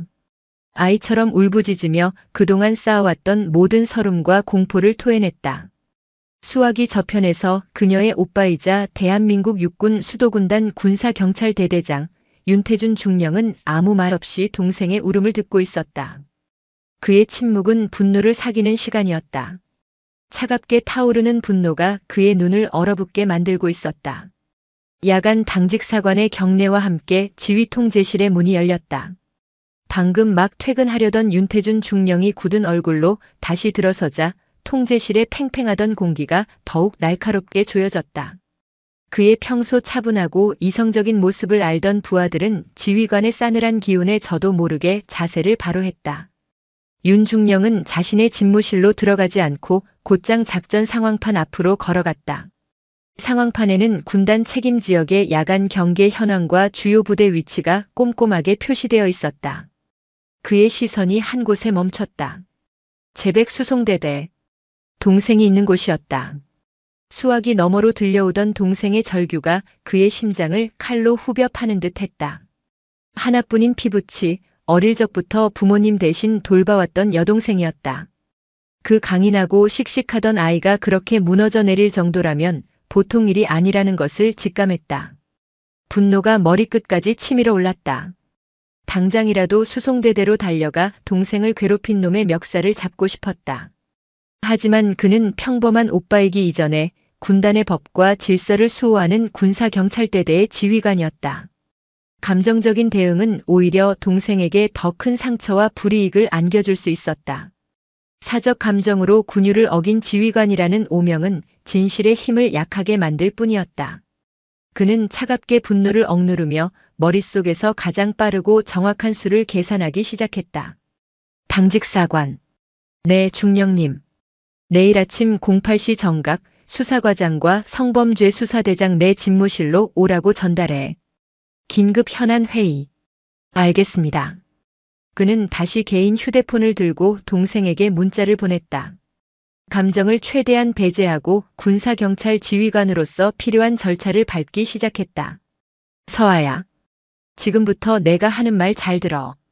첫째, 내일 아침 바로 의무대를 가서 진료를 받고 스트레스로 인한 불안, 불면증 등의 소견을 받아도. 둘째, 지금까지 있었던 모든 일을 기억나는 대로 전부 기록해.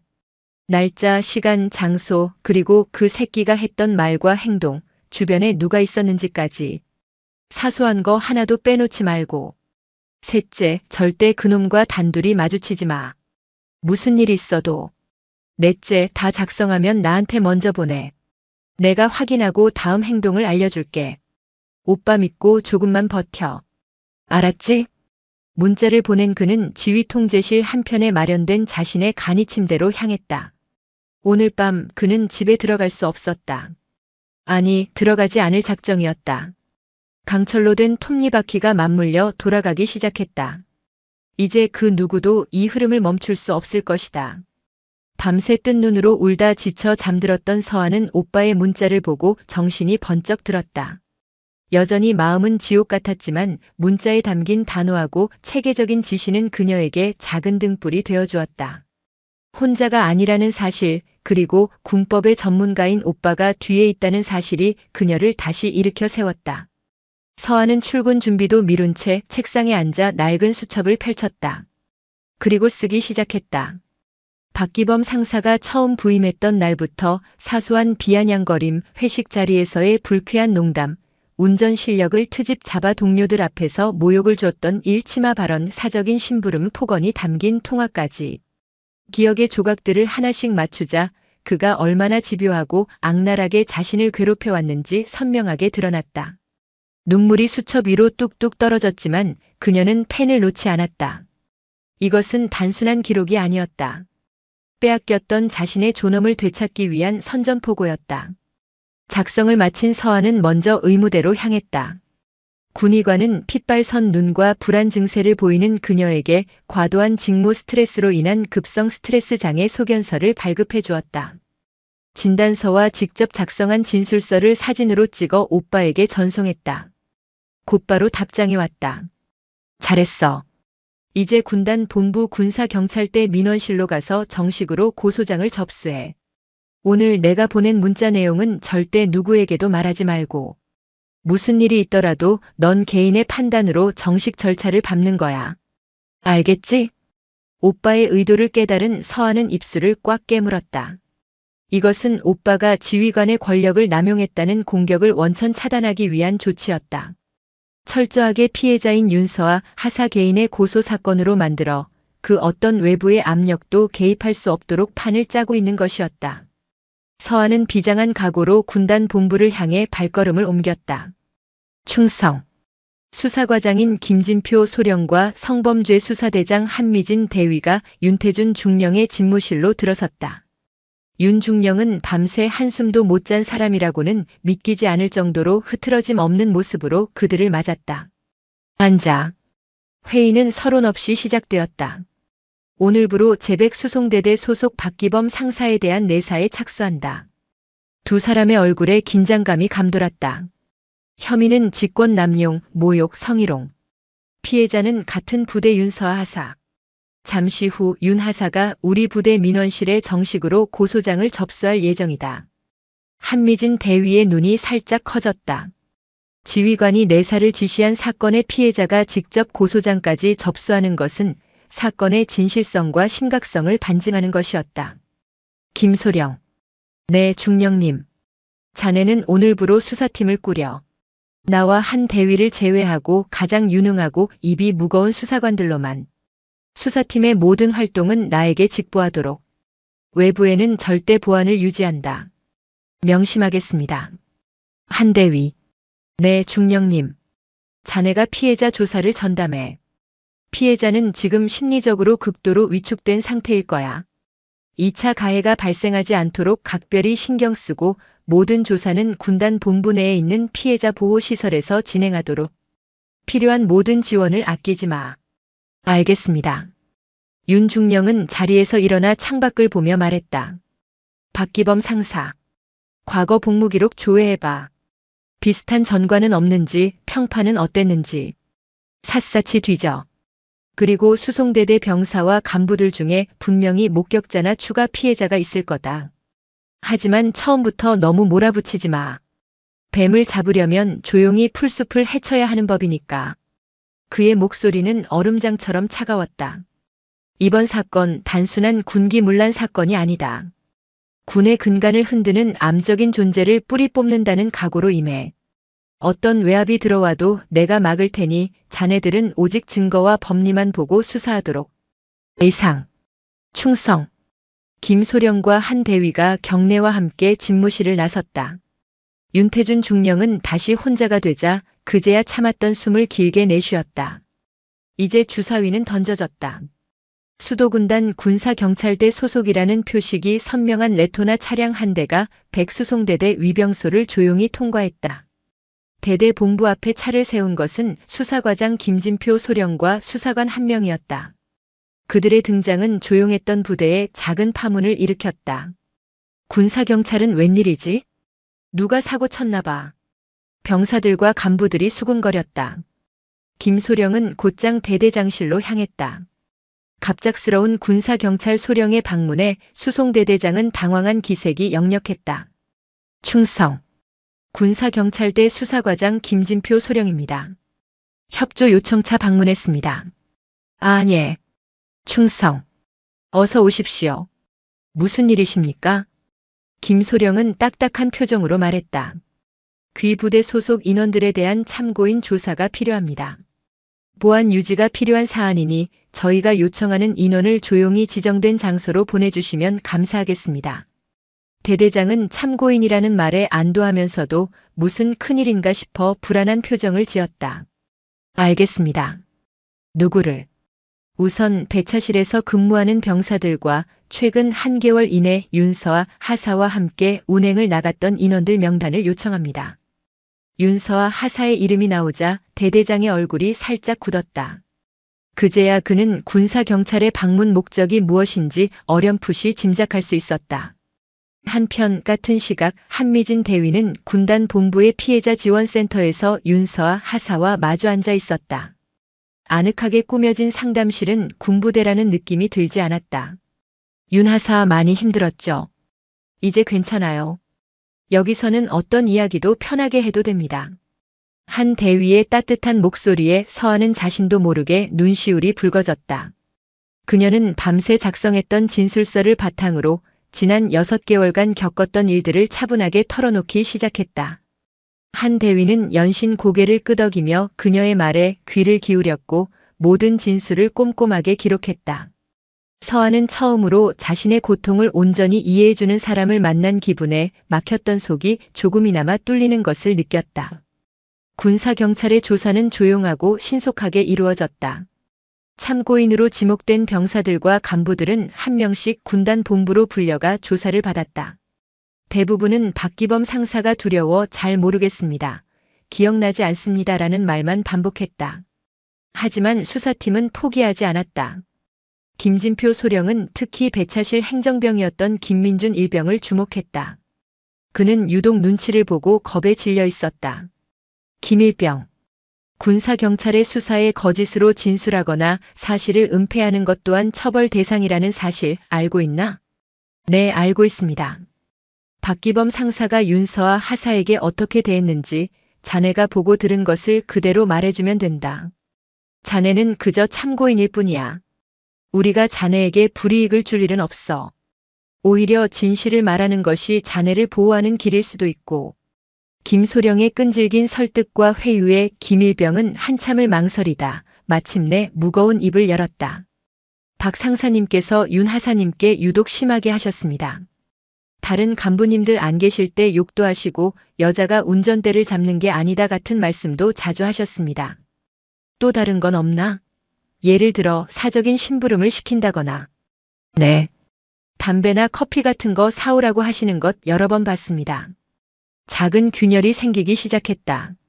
수사팀은 김일병의 진술을 확보한 뒤 그와 비슷한 시기에 근무했던 다른 병사들을 집중적으로 추궁했다. 그러자 저도 들었습니다. 저도 봤습니다라는 진술이 하나둘씩 터져나오기 시작했다. 두려움에 억눌려 있던 진실이 마침내 수면 위로 떠오르고 있었다. 박기범 상사는 여전히 아무것도 모른 채 평소처럼 배차실에서 거들먹거리고 있었다.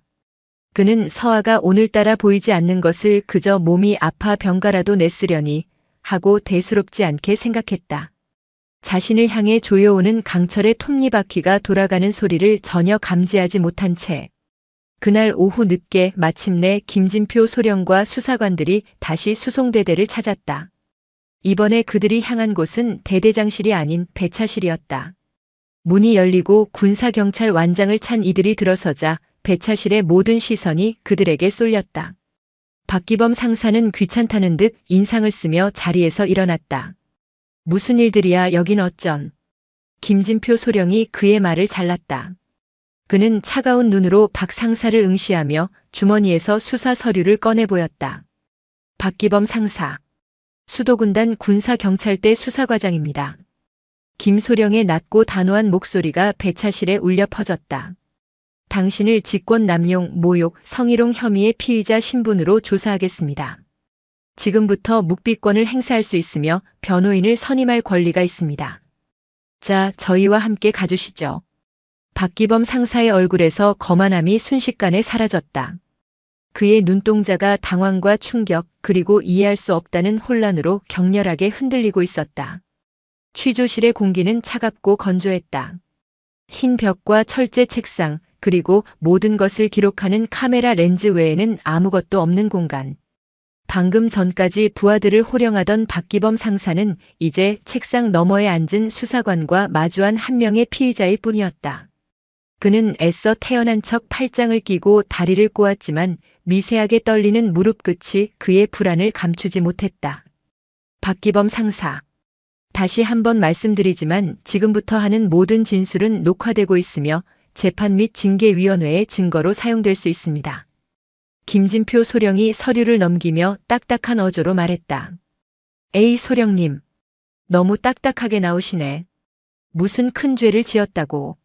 그냥 부대에서 흔히 있을 수 있는 선임과 후임 사이의 작은 오해 아닙니까? 박 상사는 억지 미소를 지으며 능글맞게 받아쳤다.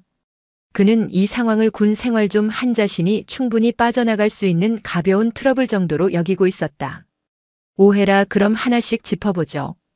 박 상사께서는 윤서와 하사에게 개인적인 심부름을 시킨 사실이 있습니까? 담배나 커피 같은. 아이고 그게요. 제가 후배 아끼는 마음에 가끔 뭐 사오라고 시키고 용돈도 쥐어주고 그랬던 겁니다. 윤 하사뿐만 아니라 다른 애들한테도 그랬습니다. 이걸 직권 남용이라고 하시면 군대 선후배 관계가 너무 삭막해지는 거 아닙니까? 그는 정을 운운하며 혐의를 희석하려 했다. 하지만 김소령은 흔들리지 않았다. 그럼 이건 어떻습니까? 지난 7월 15일 오전 점호 직후 배차 대기 중인 모든 운전병들 앞에서 윤 하사에게 여자 주제의 운전 실력이 그 모양이니 부대 망신 다 시킨다는 취지의 폭언을 한 사실이 있습니까? 제가 언제 여자 주제라고 했습니까? 그냥 운전이 미숙해서 안전을 위해 지도한 겁니다. 군대에서 선임이 후임 가르치는 게 죄가 됩니까? 박 상사의 얼굴에서 미소가 사라졌다. 김소령은 그의 말을 기다렸다는 듯 다음 서류를 꺼내 보였다. 당시 현장에 있었던 김민준 일병 외 4명의 병사, 그리고 이정훈 중사의 진술서입니다. 모두 박 상사께서 명백히 여자라는 단어를 사용하며 모욕감을 주었다고 일관되게 진술하고 있습니다. 이것도 오해입니까? 이정훈 중사의 이름이 나오자 박 상사의 눈이 흔들렸다. 이 중사는 평소 그에게 밉보일까봐 아무 말 못하던 동료 부사관이었다. 그마저도 진술을 했다는 사실에 그는 처음으로 위기감을 느꼈다. 그건 걔들이 뭘 잘못 들었거나 아니면 윤하사랑 짜고 나를 모함하는 모함이라 좋습니다. 김소령은 마지막 서류를 책상 위에 탁 소리가 나게 내려놓았다. 박 상사의 심장이 쿵 하고 내려앉았다. 지난 8월 5일 배차실에서 윤하사와 단둘이 있을 때 여자는 바지보다 치마 입고 운전하는 게 아랫도리가 자유롭고 편하지 않냐는 발언을 한 사실. 인정하십니까? 결정타였다. 박 상사의 얼굴이 하얗게 질렸다. 아닙니다. 절대 그런 말 한 적 없습니다. 저건 완전한 거짓말입니다. 그 기집애가 나한테 앙심을 품고. 그가 흥분해서 소리치자 김소령은 차갑게 그의 말을 끊었다. 박 상사. 배차실 입구 쪽 천장에 CCTV가 있다는 사실은 알고 계셨습니까? 뭐라고요? 물론 음성 녹음은 되지 않습니다. 하지만 박 상사께서 윤 하사에게 다가가 위압적인 자세로 무언가 말하는 장면, 그리고 당시 윤 하사가 겁에 질려 뒷걸음질 치는 장면은 선명하게 찍혀 있습니다. 박 상사께서 부인하시는 그 농담을 하던 순간의 영상입니다. 징계위원회에서 위원들이 이 영상을 본다면 과연 누구의 말을 더 신뢰할까요? 박기범 상사는 아무 말도 하지 못했다. 그의 머릿속이 새하얗게 비어버렸다. 성벽은 무너졌다. 자신이 쌓아올린 계급과 권위, 폭력이라는 성벽이 CCTV 영상이라는 작은 돌멩이 하나에 허무하게 무너져 내린 것이다. 그는 등받이에 몸을 기댄 채 텅 빈 눈으로 허공을 응시했다. 자신이 무슨 짓을 저질렀는지 그리고 어떤 대가를 치르게 될 것인지 그제야 희미하게 실감하기 시작했다. 박기범 상사가 군사경찰에 연행되었다는 소식은 순식간에 부대 전체로 퍼져나갔다.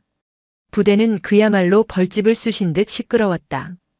간부들은 삼삼오오 모여 이번 사태에 대해 이야기했고 병사들은 두려움과 호기심이 뒤섞인 눈으로 간부들의 눈치를 살폈다.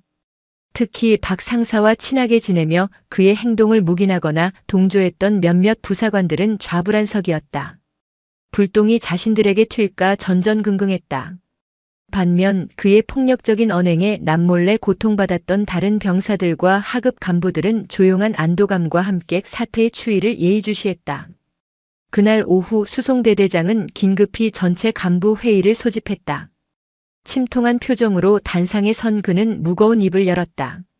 다들 들었을 거라 생각한다. 현재 우리 부대 박기범 상사가 직권 남용 및 성희롱 등의 혐의로 군사경찰의 조사를 받고 있다.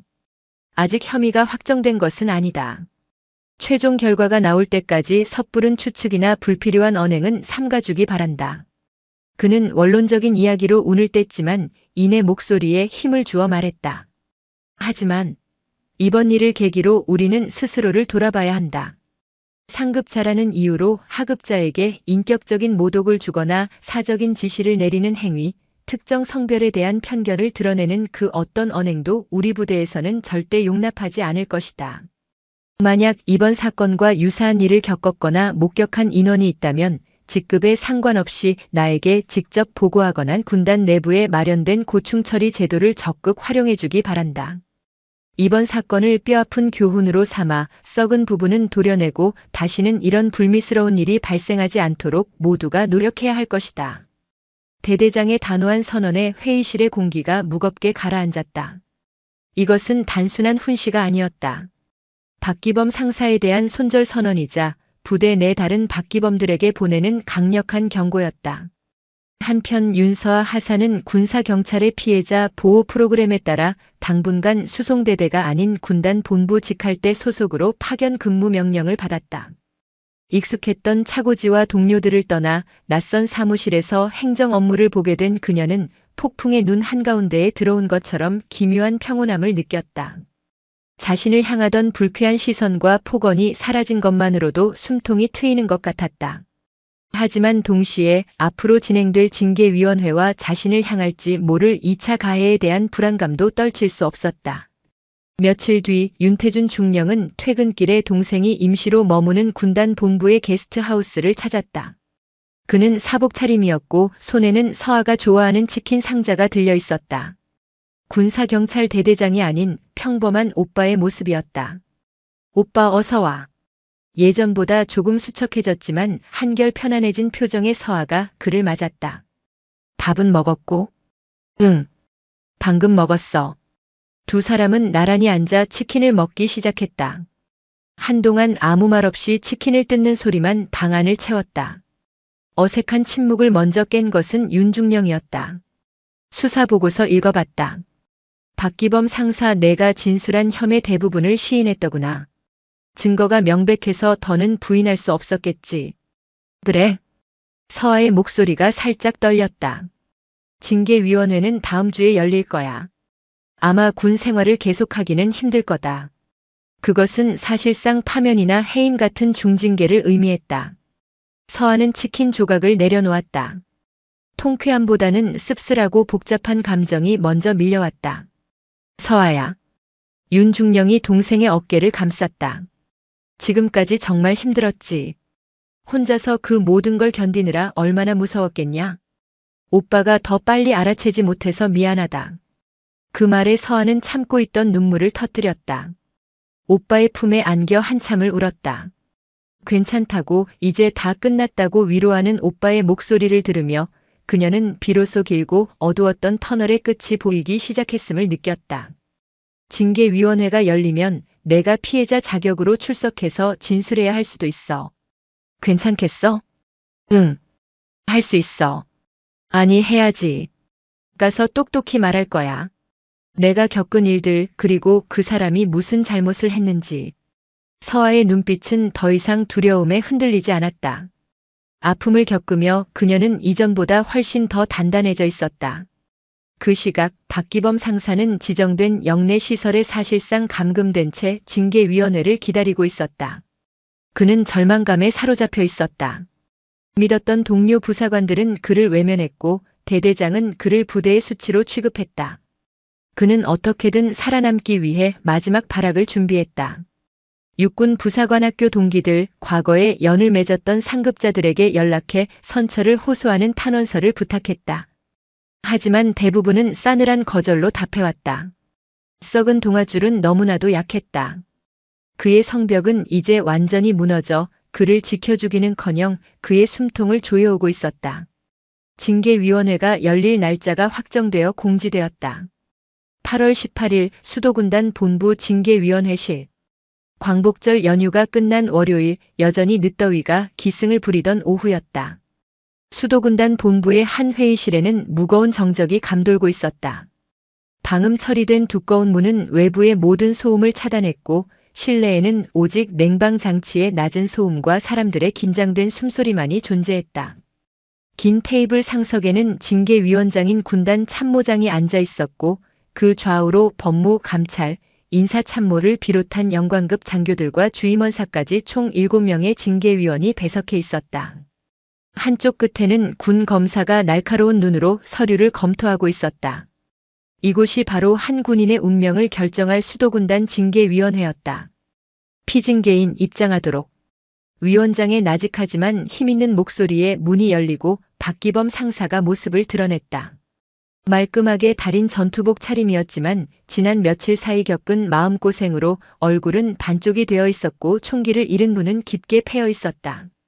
그는 위원들 앞에 걸어나와 부동자세로 서서 거수경례를 했다. 목소리는 심하게 갈라져 나왔다. 충성. 제백수송대대 상사 박기범. 자리에 앉으시오. 박 상사는 지정된 의자에 뻣뻣하게 앉았다. 그의 앞에는 변호를 맡은 군 법무관이 앉아 있었지만 별다른 위안이 되지는 못했다. 징계 심의는 군 검사의 징계 혐의 사실 낭독으로 시작되었다. 피징계인 박기범 상사. 2024년 2월부터 8월까지 약 6개월에 걸쳐 직속 부하인 윤서아 하사에게 총 17회에 걸친 폭언 및 모욕, 8회의 사적 지시를 통한 직권 남용, 그리고 3회의 성적 수치심을 유발하는 발언을 하여 군인복무기본법 제33조 품위유지의 의무 및 제23조 직권 남용 금지 의무를 심각하게 위반한 사실이. 군 검사가 조사 결과를 하나씩 낭독할 때마다 박 상사는 고개를 푹 숙였다. 그가 가볍게 생각했던 말과 행동들이 법과 규율의 언어로 바뀌어 자신의 죄를 증명하는 장이 되어 돌아왔다. 피징계인 혐의 사실에 대해 모두 인정하는가? 위원장의 질문에 박 상사는 자리에서 일어나 떨리는 목소리로 준비해온 최후 변론을 읽어내려가기 시작했다. 존경하는 위원장님 그리고 위원님들. 저의 어리석고 그릇된 행동으로 부대의 명예를 실추시키고 특히 윤서아 하사에게 깊은 상처를 준 점 진심으로 머리 숙여 사죄드립니다. 그는 깊이 고개를 숙였다.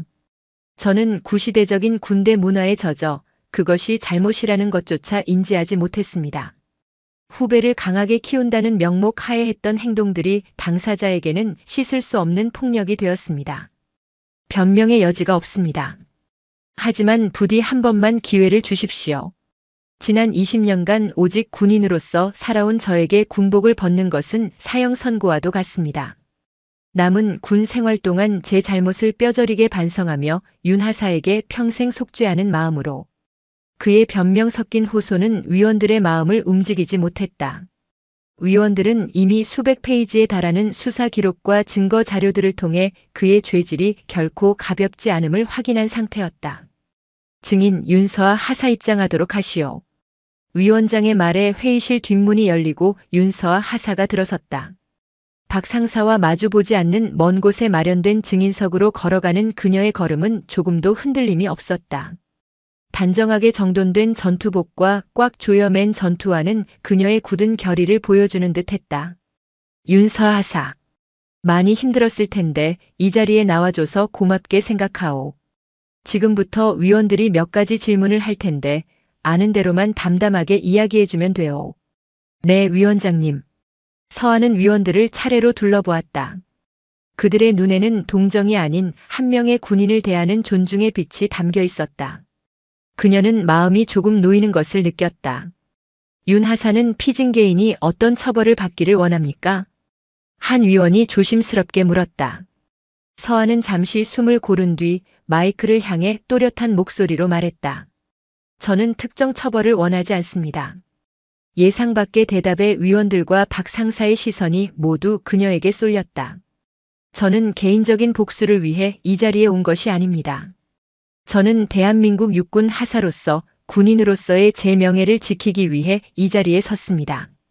피진계인은 저의 계급과 성별을 빌미로 저의 인격과 군인으로서의 자부심을 짓밟았습니다.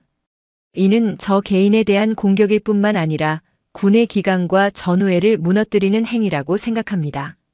서한은 고개를 들어 처음으로 박기범 상사를 똑바로 쳐다보았다. 그의 눈은 애원으로 가득 차 있었다. 저는 이 일이 단지 한 사람을 처벌하고 끝나는 것이 아니라 다시는 저와 같은 피해자가 나오지 않도록 하는 본보기가 되기를 바랍니다. 모든 군인이 서로를 존중하고 계급은 괴롭힘의 도구가 아니라 책임의 무게라는 것을 모두가 깨닫게 되기를 바랍니다. 위원님들의 현명한 판단을 믿겠습니다. 그녀의 진술은 끝났다. 그 어떤 감정적인 호소나 분노의 표출보다도 군인으로서의 원칙과 명예를 이야기한 그녀의 담담한 진술은 회의실 안에 모두에게 훨씬 더 깊은 울림을 주었다.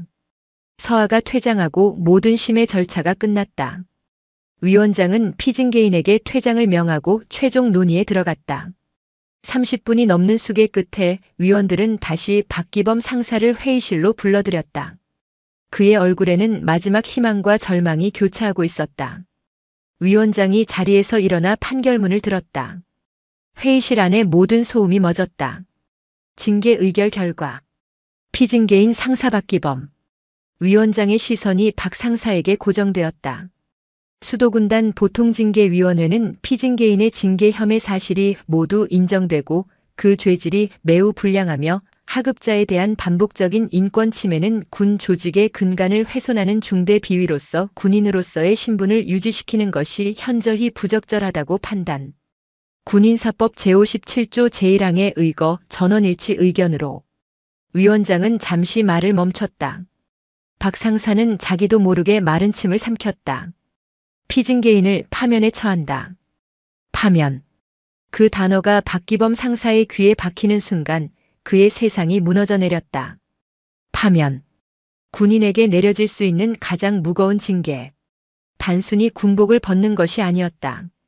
지난 20년간의 군 생활이 통째로 부정당하고 모든 명예와 계급이 박탈되며 앞으로 받을 연금의 절반 이상이 사라지는 극형이었다. 그는 사회에 맨몸으로 내던져지는 것이었다. 박 상사는 주저앉을 듯 휘청거렸다. 그의 입에서 의미 없는 신음이 새어나왔다. 위원장은 차가운 눈으로 그를 내려다보며 말을 이었다. 이상으로 징계위원회를 마친다. 피진계인은 즉시 대기 장소로 이동하여 관련 절차를 이행하기 바란다. 군사경찰 2명이 다가와 그의 양팔을 부축했다. 그는 마치 영혼이 빠져나간 인형처럼 힘없이 끌려나갔다. 회의실 문이 닫히는 순간 그의 등 뒤로 대한민국 군인 박기범의 인생도 함께 닫혔다. 사건은 그렇게 마무리되었다. 박기범 상사의 파면 소식은 군단 전체에 큰 경종을 울렸다.